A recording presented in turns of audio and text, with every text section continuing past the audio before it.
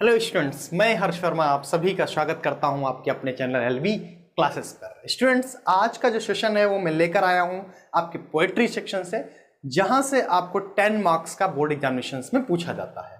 और इन 10 मार्क्स में 6 मार्क्स का आप पैसेज पर आधारित क्वेश्चन आंसर्स और 4 मार्क्स के आपके सेंट्रल आइडिया पूछे जाते हैं। तो सेंट्रल आइडिया पे आज मैं चर्चा करने वाला हूं। आज के सेशन में जो सेंट्रल आइडिया आने वाले हैं आपके बोर्ड एग्जाम्स में, उनको देखते हैं कि कौन सी पोएम्स के या कौन से इंपॉर्टेंट सेंट्रल आइडिया आपके एग्जाम में आने वाले हैं। जहां से मैंने चयन किया है आपके 3 सबसे मोस्ट इंपॉर्टेंट सेंट्रल आइडिया जो विगत वर्षों में आपके बोर्ड एग्जामिनेशंस में कई बार पूछे जा चुके हैं और बहुत ही इंपॉर्टेंट है। अगर इन तीनों को आप देख लेते हैं, तैयार कर लेते हैं, तो 4 मार्क्स आपके कहीं नहीं जाने वाले, कि पूरे 4 मार्क्स आपको बोर्ड एग्जाम्स में मिलने ही मिलने हैं। तो आइए देखते हैं वो कौन से सेंट्रल आइडिया हैं जो सबसे ज्यादा मोस्ट इंपॉर्टेंट है, और साथ ही साथ उन सेंट्रल आइडियाज को बिना तैयार किए कैसे अपने शब्दों में हम एक सरल भाषा में लिख सकते हैं और वहां से हम 4 मार्क्स प्राप्त कर सकते हैं।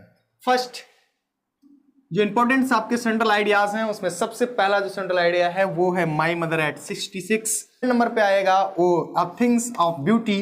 और जो एक लास्ट इंपॉर्टेंट सेंट्रल आइडिया होगा वो होगा कीपिंग क्वाइट्स। ये 3 इंपॉर्टेंट सेंट्रल आइडियाज हैं जिनको आप तैयार करके 4 मार्क्स प्राप्त कर सकते हैं।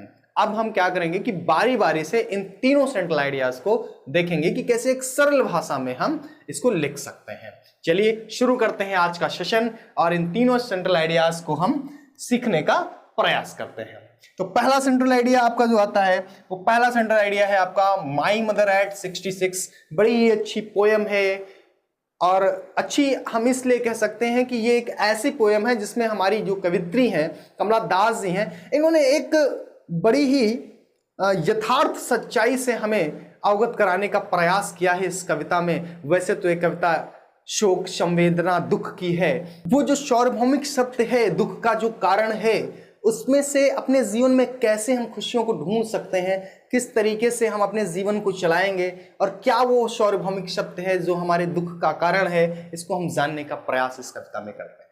तो ये कविता एक कवित्री कमला दास जी और उनकी माता के बीच कोई वक्तव्य नहीं है, बस आपसी सोच, एक समझ का परिचायक है और वो बताता है कि किस तरीके से इस जीवन की क्या सच्चाई है और हमें कहाँ पर दुख होता है इस जीवन में, और उन दुख के समय में हम कैसे अपने खुशियों के पल को ढूंढना चाहेंगे, खुशियों का पल हम उसमें से निकालना चाहेंगे। तो चलिए शुरू करते हैं और देखते हैं कि ये पोयम हमसे क्या बताना चाह रही है, और इस पोयम के माध्यम से जो पोयम का मुख्य सारांश भाग होता है वही सेंट्रल आइडिया कहलाता है, और कैसे हम अपने सरल शब्दों में इस सेंट्रल आइडिया को लिखते हैं। तो देखिए शुरू करते हैं हम इस सेंट्रल आइडिया को। पोयम अगर आपने पढ़ी होगी या प्रीवियस हमारे सेशन में आपको बताई गई होगी, तो उसमें सबसे पहले हम शुरुआत करते हैं किसी भी सेंट्रल आइडिया की। अगर आप शुरुआत करते हैं तो 1 नंबर उसकी फॉर्मेटिंग का होता है, और वो फॉर्मेटिंग कैसे होती है कि आप किसी भी सेंट्रल आइडिया को लिखने से पहले एक लाइन में उसके नेम को और उसके राइटर नेम को मेंशन आप करते हैं। तो वो मैंने फॉर्मेटिंग कर दी कि द पोयम, सीधी सी बात है, फॉर्मेटिंग लाइन है कि the poem my mother eight 66, poem का नाम जहां जिससे सेंट्रल आइडिया पूछा गया है, इज कंपोज्ड बाय, यानी उसको किसने लिखा है या किसके द्वारा रचित है, और उसके बाद फिर आप लिखेंगे उस राइटर का नेम जिसके द्वारा वो लिखी गई है, मींस कमला दास। तो ये आपकी फॉर्मेटिंग लाइन हो गई सेंट्रल आइडिया की, जहां से आप शुरुआत करते हैं किसी एक सेंट्रल आइडिया का कि the poem my mother eight 66। यहां पे आपके पोयम का नाम होगा और यहां पर आपके राइटर का नाम होगा, इज कंपोज्ड बाय कमला दास जी के द्वारा ये माई मदर एट 66 कविता लिखी गई है। ठीक है, अब शुरू करते हैं हम अपने पोयम का मुख्यांश भाग अपने शब्दों में कि हम इस कविता से हमें क्या सीखने को मिला, तो यह कविता क्या हमसे कहती है, ये आप अपने सेंट्रल आइडिया में बताने का प्रयास करते हैं। शुरू करते हैं कि the poem start with the journey of poet with her mother. ये जो कविता है ये शुरू की जाती है या शुरू होती है जब आपकी जो कवित्री है यानी कमला दास जी हैं वो जर्नी कर रही हैं, यानी वो यात्रा कर रही हैं, अपनी माता जी के साथ जर्नी कर रही हैं। कहाँ की जर्नी कर रही हैं?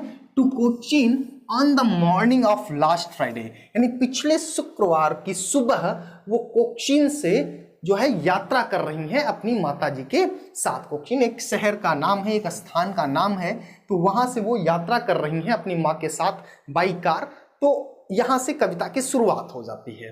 फिर क्या होता है कि द पोएट, देखिए जो भी आप सेंट्रल आइडिया बनाएंगे उसमें आप प्रयास ही करेंगे कि आप किसी भी टिपिकल शब्द का प्रयोग नहीं करेंगे, बड़ी सरल शब्दों में अपनी बात को आप रखने का प्रयास करेंगे। जैसा कि पहली लाइन में मैंने किया है कि द पोएम स्टार्ट, शुरू की जाती है, ये कविता शुरू होती है वहां से कि the journey of the poet, कवित्री की जो यात्रा है विद हर मदर, अपनी माता के साथ, टू कोच्चीन, कोच्चीन से, on the morning of last Friday, यानी पिछले शुक्रवार की सुबह की वो यात्रा की घटना है कि द पोएट नोटिस्ड हर, उसी यात्रा के दौरान वो पोएट जो है कमला दास जी जो है नोटिस्ड हर मदर, नोटिस करती हैं, इस चीज को महसूस करती हैं कि हर मदर, उनकी जो माता, सिटिंग बिसाइड हर, उसके बगल में बैठी हुई हैं। कार से ये यात्रा चल रही है तो बगल की सीट पर जो उसकी माता जी बैठी हुई हैं, who was dozing and open mouthed and her face was colorless like a sun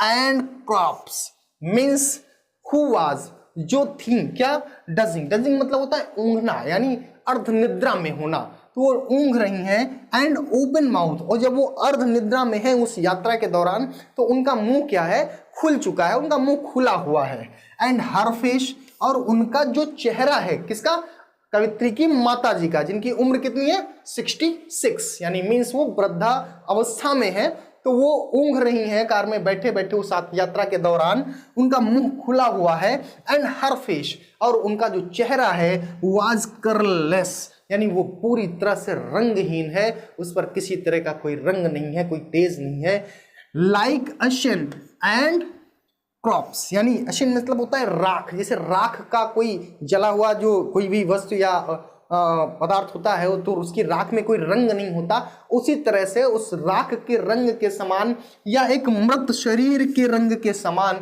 उनकी माता जी का चेहरा है जो बिल्कुल रंगहीन है।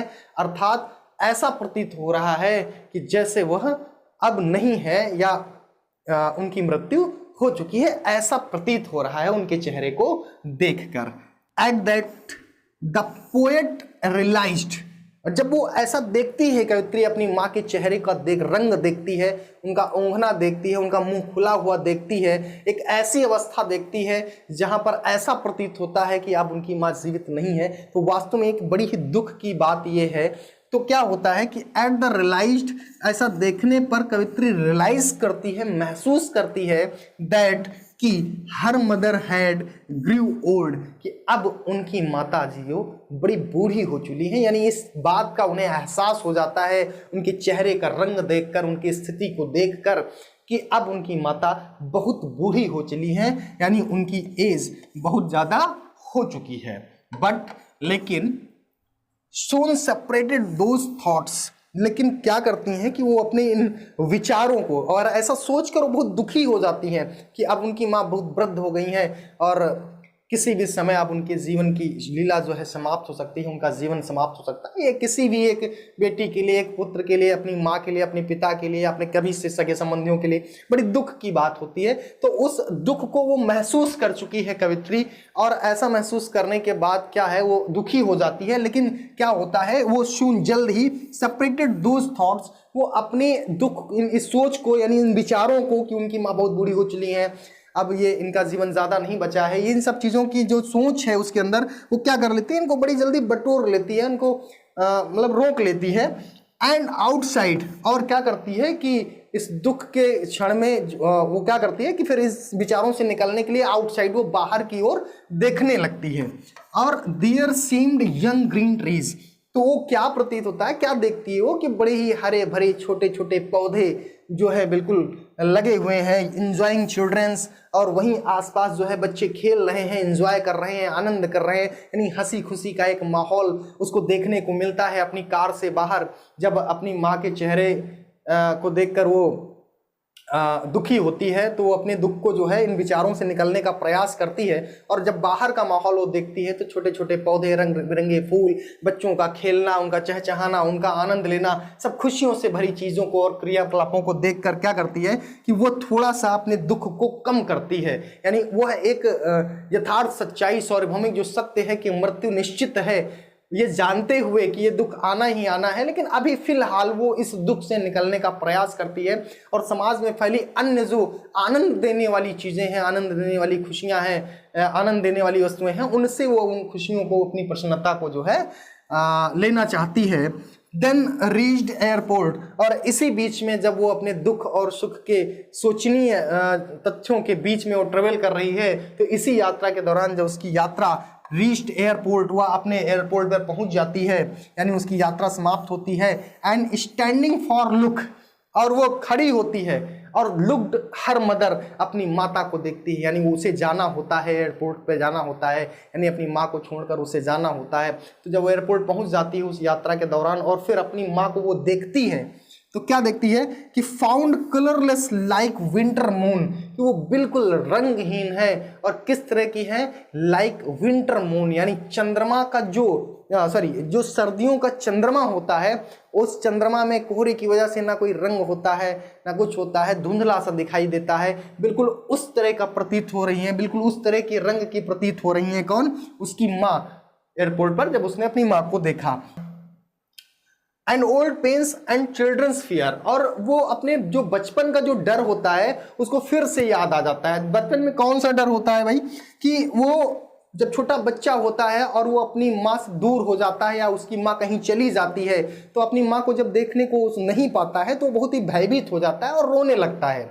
तो बस वही एक डर फिर से जो है कवित्री के मन में आ जाता है अपनी माँ को देखने के बाद, कि एक समय आएगा जब मेरी माँ इस जीवन में नहीं रहेगी, इस दुनिया में नहीं रहेगी, वो मेरे से दूर चली जाएगी। तो वही जो बचपन का डर उसे सताया था जब उसकी माँ दूर चली जाती थी, वही डर आज कवित्री के मन में क्या हो रहा है कि रिटर्न, चाइल्डहुड फियर रिटर्न, यानी बचपन का वो जो डर था वो वापस आ गया उसके मन में, कि हाँ फिर से ऐसा ही होगा और हमारी माँ यहाँ से चली जाएगी। बट लेकिन क्या हुआ? The poet said to meet, कवित्री मिलती है अपनी माँ से सून, जल्द ही, यानी कवित्री जो है जल्द कहती है अपनी माँ से कि हम जल्द मिलेंगे आपसे।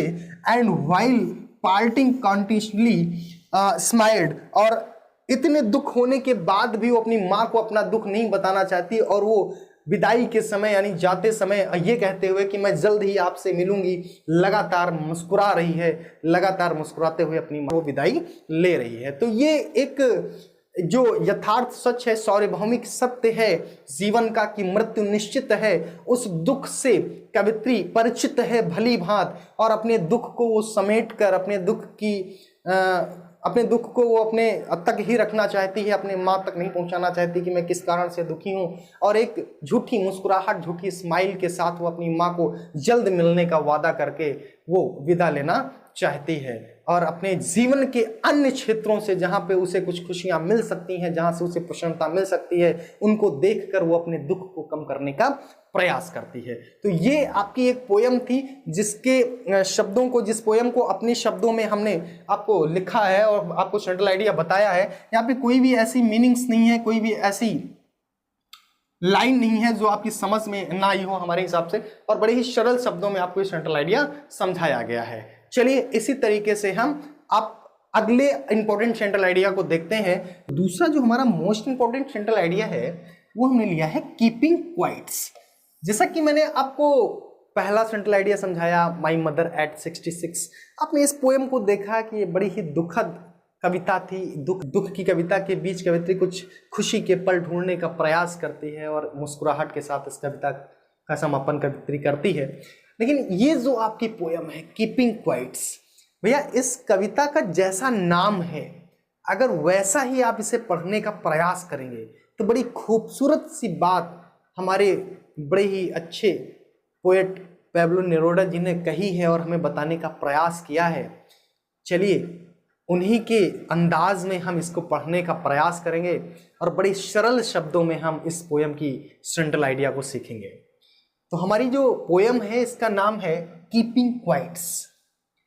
नाम से ही ये स्पष्ट करती है कि शांति बनाए रखिए, और ये शांति जब आप बनाएंगे इससे क्या फायदा हमारे जीवन में होने वाला है, क्या परिवर्तन हमारे जीवन में आने वाले हैं, और ये कितना इंपॉर्टेंट है हमारे जीवन के लिए, इस कविता के माध्यम से आपको हमारे पैब्लो नेरुदा जी ने समझाने का प्रयास किया है। तो शुरू करते हैं इस कविता को। कविता की शुरुआत वहां से होती है जब बड़ी ही साधारण सी बात समझाने का प्रयास कवि आपको करता है और कहता है कि मैं 1 से 12 तक गिनतियां गिनता हूं, यानी काउंटिंग करता हूं। और ये जो 1 से 12 तक गिनने का जो समय है, यानी जो ये सेकंड्स हैं, इनमें सिर्फ आप क्या करें कि आप बिल्कुल शांत होकर चिंतन करने का प्रयास करें।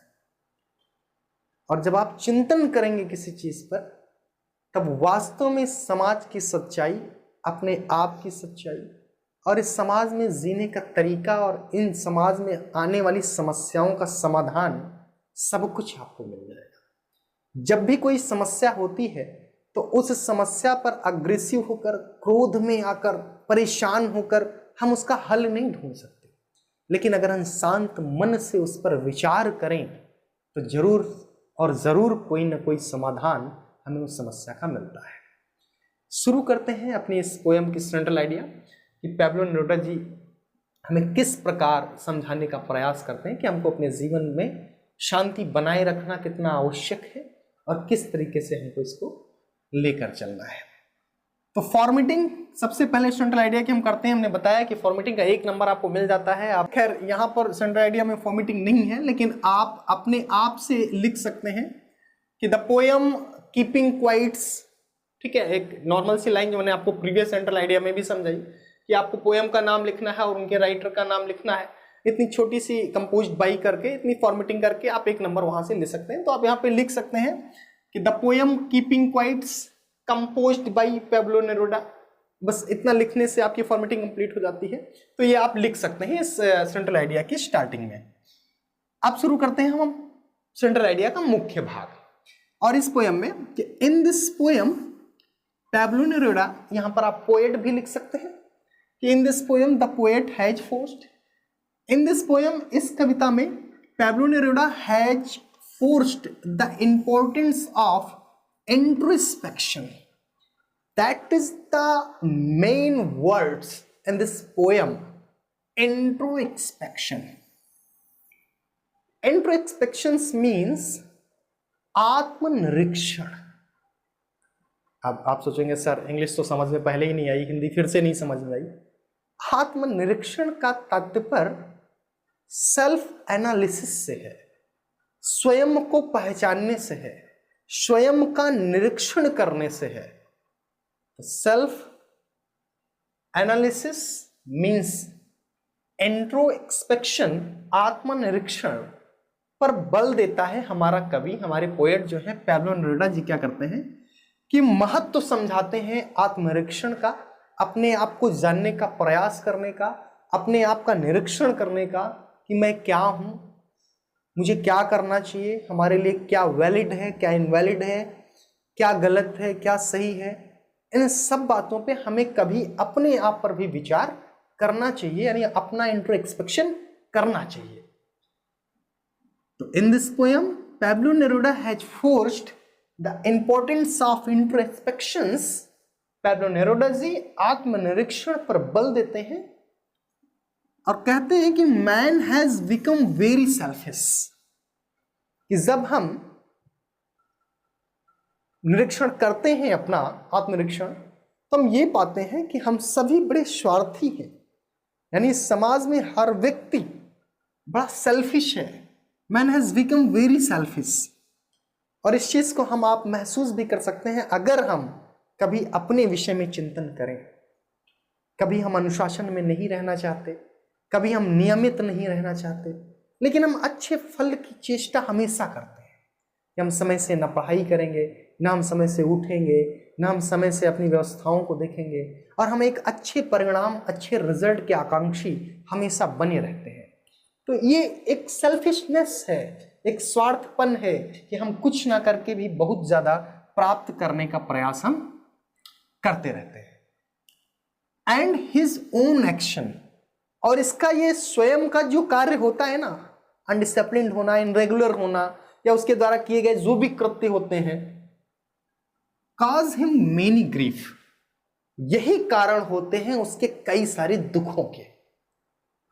यानी उसके जो दुख होते हैं उसके जीवन में, उसके द्वारा किए गए कार्य ही होते हैं जो अनडिसिप्लिन्ड होकर किए गए होते हैं, इनरेगुलर होकर किए गए होते हैं, लालचवश किए गए होते हैं, सेल्फिश स्वार्थ में किए गए होते हैं।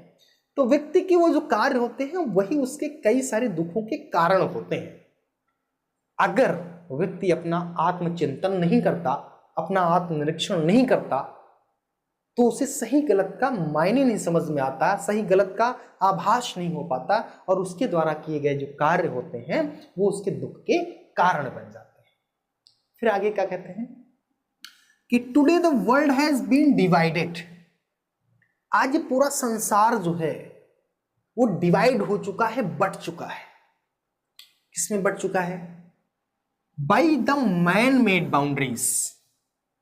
एक बाउंड्री में, एक घेरे में, और वो घेरा कौन सा है? वो इन्हीं संसार के व्यक्तियों के बनाए हुए घेरे हैं। यानी ये जो बाउंड्रीज में बंध गया है हमारा संसार, वो कहीं बाहर से परेशानी नहीं आई है। इनके बांधने का कारण भी यही समाज है, इसी समाज के लोग हैं, इसी संसार के, इसी दुनिया के लोग हैं जिन्होंने एक बाउंड्री तैयार कर दी है, और उसी बाउंड्री में अब बंध के खुद उन्हें रहना पड़ रहा है। कौन सी बाउंड्री है वो? Of caste. सबसे पहले जो बाउंड्री उन्होंने बताया है, उन्होंने कहा ये जो जाति नाम की बाउंड्री है, ये लोगों को बांध के रख दी है एक दूसरे से।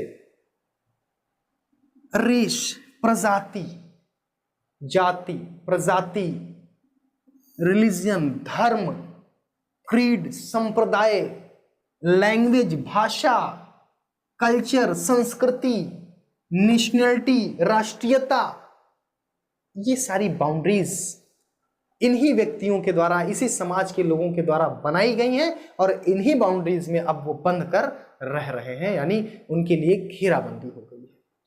कभी हम जाति के आधार पर, कभी हम प्रजाति के आधार पर, कभी हम धर्म के नाम पर, कभी संप्रदाय के नाम पर, तो कुछ नहीं, हम कभी अपनी भाषा के आधार पर, कभी हम अपनी राष्ट्रीयता के आधार पर, कभी हम रंग के आधार पर, कभी क्या करते हैं कि एंड जियोग्राफिकल डिविजन्स, और कभी कभी तो हम केवल भौगोलिक स्थितियों से बढ़ जाते हैं कि वो जो है नीचे साउथ वाले हैं, ऊपर जो है गोरे लोग हैं, नीचे काले लोग हैं, ये वेस्ट इंडीज है, ये इंडिया है, ये चाइना है। तो इस तरीके से हम सिर्फ क्या करते हैं कि अपनी भौगोलिक स्थितियों से भी बढ़ चुके हैं, अपनी भाषा से बढ़ चुके हैं, अपने संप्रदाय से बढ़ चुके हैं। ये हिंदू है, मुस्लिम है, सिख है, ईसाई है, उसमें भी हम ये फला है, ये जातियों के आधार पर बढ़ गए। कभी हम अपनी भाषा के आधार पर बढ़ जाते हैं, वो बुंदेलखंडी है, हम मराठी हैं, वो तमिल है, हम केरली हैं। तो इस तरीके से हमारा ही खुद की जो दुनिया है, हमारा खुद का देश, हमारा जो समाज है, वो भाषा, धर्म, संप्रदाय, जाति, प्रजाति, रंग, भौगोलिक स्थितियों पे पूरी तरह से बट चुका है। यानी हम ही लोगों ने ऐसी बाउंड्री तैयार कर दी है इन सब चीजों की, जिसमें हम अपने आप को बंधा हुआ महसूस कर रहे हैं। We need to rise above these small issues. We need, हमें आवश्यकता है अब राइज, जागने की, above these small issues, इन जो छोटी छोटी इशूज हैं, छोटी छोटी परेशानियां हैं, इनसे हमें अब बाहर आने की आवश्यकता है, इनको समझने की आवश्यकता है। And look at the large picture, और इनको बाहर करते हुए, इन सब चीजों को भूलकर, इन बाउंड्रीज को तोड़कर, जाति, प्रजाति, धर्म, संप्रदाय, राष्ट्रीयता, भाषा, भौगोलिक स्थितियां, इन सब से हटकर हमें सोचना है, और हमें एक नई और बड़ी पिक्चर बनानी है। अर्थात हमें एक नए समाज का निर्माण करना है जिनमें ये बाउंड्रीज ना हो। हर व्यक्ति इस समाज का, इस दुनिया का, इस देश का, इस राज्य का ऐसी बाउंड्रीज से बंधा ना हो, और वो अपने खुले विचारों के साथ अपनी पूर्ण शक्ति का प्रयोग कर सके और इस समाज को बेहतर बनाने का प्रयास कर सके। द पोएट टॉक्स अबाउट, कभी बात करता है the base of creating a feeling of mutual understanding, एक आपसी समझ की भावना पैदा करने की। कभी किस पर बात करता है कि हमें इन सभी बाउंड्रीज को तोड़ देना है, और इनको तोड़ने के बाद हमें आपसी समझ की एक भावना विकसित करनी है ह्यूमन बींग्स, मानवों के बीच। यानी इस संसार के रहने वाले जो लोग हैं, समाज के रहने वाले जो लोग हैं, इनके बीच एक म्यूचुअल अंडरस्टैंडिंग पैदा करनी है, ऐसी भावना, आपसी समझ की भावना पैदा करनी है। एंड डिस्कस, और डिस्कस किस चीज पे करना है? The need of maintaining peace, कि किस तरीके से शांति स्थापित की जाए, किस तरीके से हमें आपस में प्रेम और मोहब्बत से रहना है, किस तरीके से हमें एक दूसरे का सहयोग करना है, कैसे हमको इस समाज को, इस प्रकृति को बचाते हुए अपने जीवन को आगे ले जाना है। इन सब चीजों पे हमें डिस्कस करने की जरूरत है जिससे शांति स्थापित हो सके। लेकिन यह समाज पूरी तरह से पैब्लो नेरुदा की इन बातों को नजरअंदाज करते हुए अपने स्वार्थ के लिए जिस तरीके से इस जीवन को जी रहा है, अपने समाज को विखंडित कर रहा है, ये आज हमसे, आपसे या किस समाज में छुपा हुआ नहीं है। आए दिन किसी कंट्री पे वॉर हो रहा है, कहीं ना कहीं जाति, प्रजाति, धर्म, संप्रदाय के नाम पर आपस में लड़ाइयां हो रही हैं। कहीं भी किसी भी क्षेत्र में आज इस बात का बिल्कुल ध्यान नहीं दिया जा रहा है कि किस तरीके से हमें प्रकृति और मानव प्रजाति को साथ में लेकर चलना है और अपने इस जीवन को प्रसन्न बनाना है, खुशियों से भरना है। इसके लिए सिर्फ एक और मात्र एक विकल्प है जो पैब्लो नेरुदा जी ने हमें बताया है, वो है इंट्रोस्पेक्शंस। मीन्स जो मैंने पहली लाइन में आपको समझाया, आत्मनिरीक्षण। जब हम अपने आप को समय देंगे, शांत अवस्था में रखकर अपने लिए विचार करेंगे कि हमारे लिए, हमारे जीवन के लिए क्या उचित है, क्या अनुचित है, तभी हमें उसका जवाब मिल पाएगा और हम अपने लिए, अपने इन दुखों से बाहर निकल सकते हैं और अपने समाज के लिए भी कुछ कर सकते हैं। और विद्यार्थी जीवन के लिए ये कविता बहुत इंपॉर्टेंट है। इस पोयम को सिर्फ मात्र आप सिलेबस समझकर नहीं, आप सेंट्रल आइडिया समझकर न पढ़िए। ये आपके आने वाले जीवन के लिए एक बेहतर भविष्य की बात भी कह रही है, अगर इसकी बात को आप समझ सकते हो। समय दीजिए आप अपने आप को। क्या कभी आपने बैठकर एकांत में अपने विषय में विचार किया? नहीं किया तो कीजिए।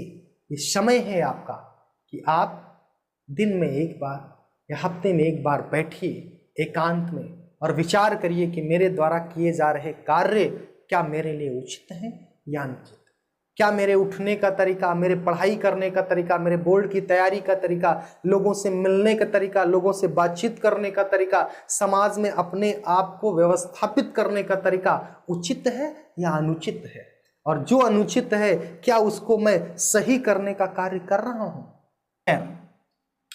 कीपिंग क्वाइट्स बड़ी अच्छी पोयम थी और मैंने इत्मीनान से इस कविता के नाम के हिसाब से ही आपको इस कविता को समझाने का और इसके सेंट्रल आइडिया को पढ़ाने का प्रयास किया है। बड़ी सरल शब्दों में सेंट्रल आइडिया को लिखा, जिसको आप अपनी भी भाषा में लिख सकते हैं। This poem Pablo Neruda has forced the importance of introspections. Man has become very selfish and his own action causes is many grief. Today the world has been divided by the man-made boundaries of caste, race, religions, creed, language, culture, nationality, colors, and graphical divisions.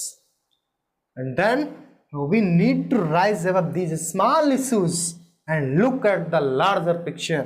The poet has talks about the base of creating a feeling of mutual understanding among human beings and discuss the need of maintaining peace.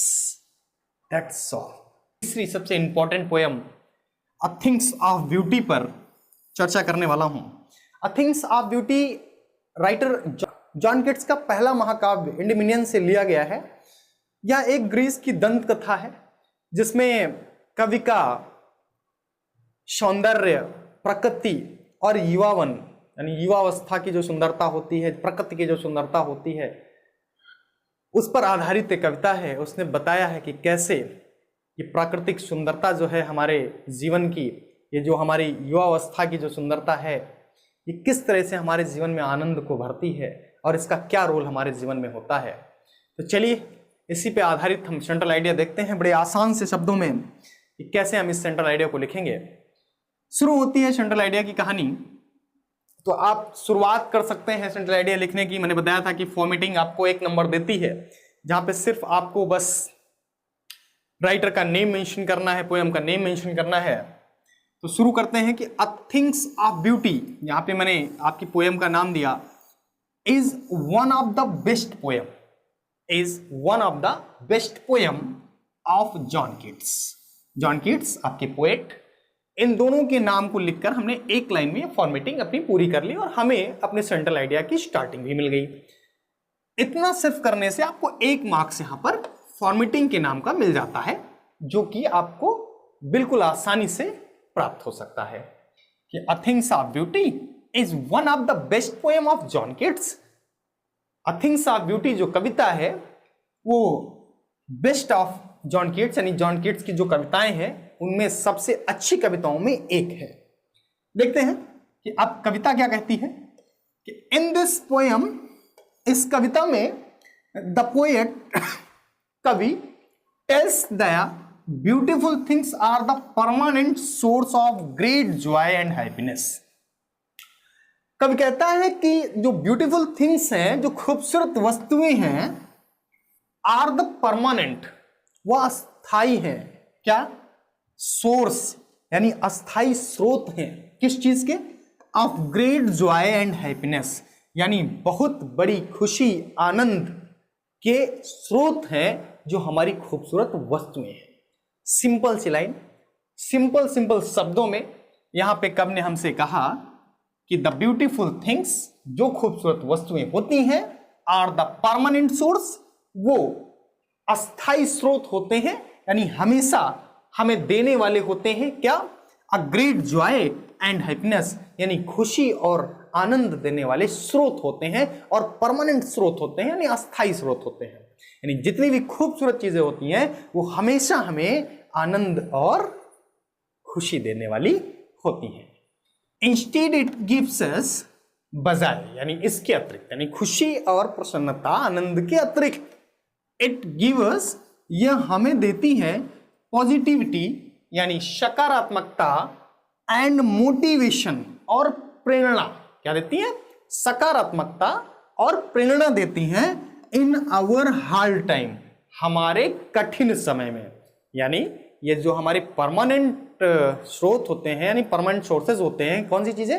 A things of beauty, यानी किसी भी वस्तु की सुंदरता जो होती है वो हमें खुशी और आनंद के अतिरिक्त हमारे जो कठिन समय में ये हमें सकारात्मकता, यानी motivation and positivity and motivation, और प्रेरणा भी देती हैं। Therefore, beautiful things are worth treasuring. यद्यपि जो खूबसूरत चीजें होती हैं वो संजो कर रखने लायक चीज होती हैं। कैसी चीजें होती हैं? सुरक्षित रखने वाली चीजें होती हैं, यानी ऐसी चीजें होती हैं जो हमें अपनी आंखों में, अपने मन में, अपने साथ इनको हमेशा बचा के रखना चाहिए, यानी संरक्षित करके रखना चाहिए। जैसे आज का टाइम सेल्फी क्या है? सेल्फी क्या है? सेल्फी एक ऐसी चीज है जो हमारे खूबसूरत चेहरों को, हमारी खूबसूरत दृश्यों को, हमारी खूबसूरत चीजों को संजो कर रख देती है, जिनको देखकर हम बाद में भी आनंदित होते हैं। तो वो एक ऐसी खूबसूरत चीज है जो कि हमारे नेगेटिविटी टाइम में, यानी नकारात्मक समय में हमें क्या करती है? पॉजिटिविटी देती हैं, हमें मोटिवेशन देती हैं।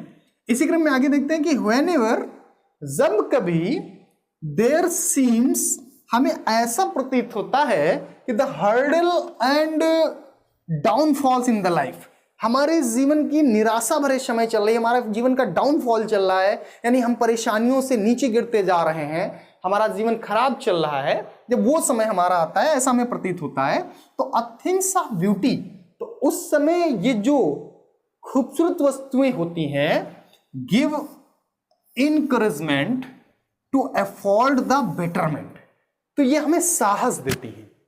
जो हमारी खूबसूरत चीजें होती हैं वो हमें क्या करती हैं? साहस देती हैं टू अफोर्ड, हमें और अच्छा कार्य करने की, द बेटरमेंट, यानी अच्छे से अच्छा कार्य करने के लिए हमें ये साहस प्रदान करती हैं। And the negativity is removed, और साथ ही साथ ये हमारी नकारात्मकता को रिमूव कर देती हैं, यानी हमसे दूर फेंक देती हैं। फिर आगे देखिए with the passing of time, with the passing of time, यानी जैसे जैसे मेरा समय बीतता है या जैसे जैसे समय बीत रहा होता है, द स्वीट रिकलेक्शन, जो मीठी यानी बहुत अच्छी बड़ी सुंदर सुंदर रिकलेक्शन, यानी हमारा संग्रह होता है उन खूबसूरत चीजों को बटोर के रखने का, संरक्षित करके रखने का, आ ब्यूटी बिकम मोर जॉयफुल, वो बहुत ही आनंद देने वाला होता है। अर्थात जैसे जैसे समय बीत जाता है तो उसी समय के दौरान जो हमने खूबसूरत चीजों का कलेक्शन तैयार कर रखा है अपने फोन में, अपने जीवन में, अपने मन में, वो क्या करता है कि बिकम मोर जॉयफुल, वो हमें और ज्यादा आनंदित करता है। जैसे बचपन की कुछ यादें, बचपन की कुछ कहानियां, जवानी का समय, ये सारी ऐसी चीजें हैं, प्रकृति की कोई खूबसूरत चीज, झरना, नदी, तालाब, हरियाली, ये सब ऐसी पॉजिटिविटी चीजें होती हैं जो लगातार हमारे मन को आकर्षित करती हैं और हमें एक नई ऊर्जा का प्रवाह करती हैं। तो यही कवि कहता है कि the passing of time, the sweet recollection of beauty become more joyful, ये हमें और ज्यादा आनंदित करती हैं जब समय बीत चुका होता है।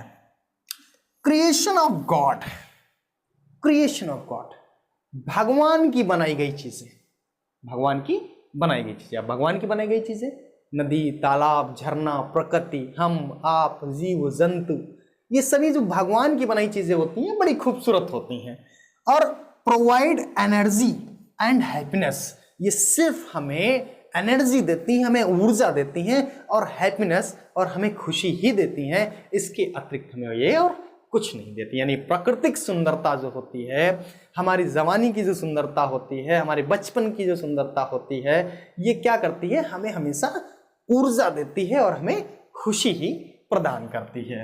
आगे देखते हैं कि the legacy and receive from our seniors, बड़ी अच्छी चीज यहां पर कवि ने बताई आपको कि जो विरासत होती है, विरासत क्या होती है, जो हमें अपने पूर्वजों से प्राप्त होती है, अपने बड़ों से जो प्राप्त होती है वो हमारी विरासत कहलाती है। तो the legacy we receive from our seniors, यानी हमारे पूर्वजों से, हमारे बड़ों से जो हमें विरासत प्राप्त हुई है। अब विरासत का क्या तात्पर्य होता है, विरासत का तात्पर्य ये होता है जैसे हमारे पूर्वज हैं उन पर आधारित कोई कहानी हमें सुनाई जाए कि बड़े शक्तिशाली थे, बड़े बलशाली थे, बड़े अच्छे व्यक्ति थे। तो ये क्या है, ये जब हम सुनते हैं अपने बड़ों के बारे में कि वो ऐसे थे, वो अच्छा उनके पास ज्ञान था, अच्छा बल था, अच्छी शक्ति थी, तो उससे हमें भी पॉजिटिविटी मिलती है कि जब हमारे बड़ों के पास ऐसा था तो जाहिर सी बात है हमें भी वो चीज़ें विद्यमान होंगी। तो वो चीज़ें भी जो होती हैं हमें जो विरासत में प्राप्त होती हैं अपने बड़ों से, वो भी हमें एक सकारात्मक ऊर्जा देती हैं।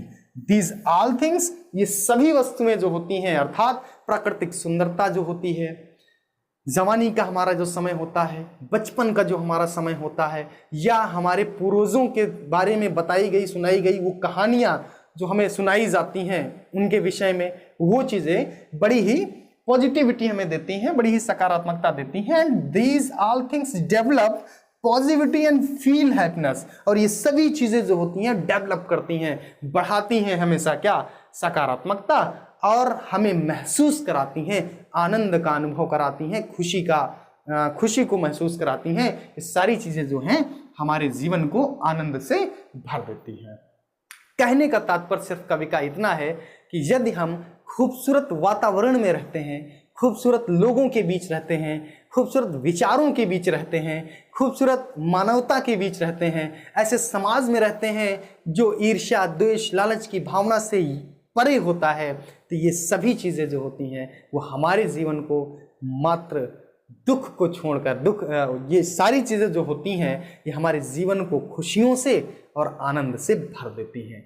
जॉन कीट्स के द्वारा लिखी गई ये कविता बड़ी ही खूबसूरत है, और इस कविता के माध्यम से अगर कोई व्यक्ति अपने जीवन को इस समाज में ढालता है तो उसके पास उसको हर समस्या से लड़ने की एक सकारात्मक ऊर्जा और बुद्धिमत्ता मिलती है, साथ ही साथ उसका जीवन आनंद और खुशियों से भर जाता है। थैंक यू, फिर मिलते हैं अपने एक नए सेशन में।